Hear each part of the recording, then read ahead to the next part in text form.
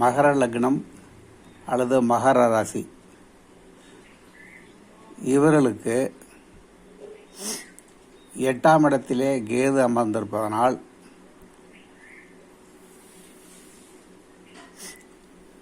எடுத்த காரியங்கள் நிறைவேறாது. ஏற்கனவே ஆரம்பிக்கப்பட்ட நல்ல விஷயங்கள் தாமதமாகும் அல்லது தடை ஏற்படுத்தும். ஆயுள் சம்பந்தப்பட்டதாக இருப்பதனால் அதுவும் கேது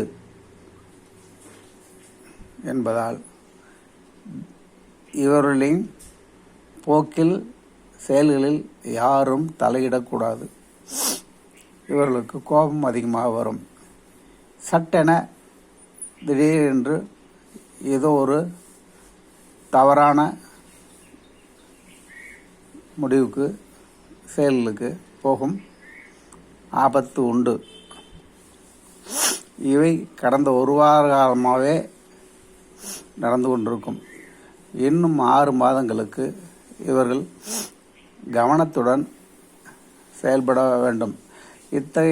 இந்த ராசிக்காரர்களுக்கும் மகர லக்னம் மகர ராசிக்காரர்களுக்கும் அட்வைஸ் செய்ய போகிறேன் என்று அட்வைஸ் செய்வதோ அவர்களுடைய செயல்களை குறை சொல்லி அவர்களை திட்டி தீர்ப்பதோ கூடாது. ரொம்பவும் நைஸாக தான் அவர்களிடம் பழக வேண்டும்.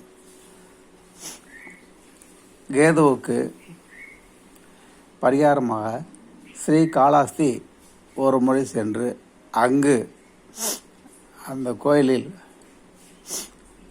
சிறிது நேரம் அமர்ந்துவிட்டு வருவதும் அல்லது விநாயகருக்கு தினமும்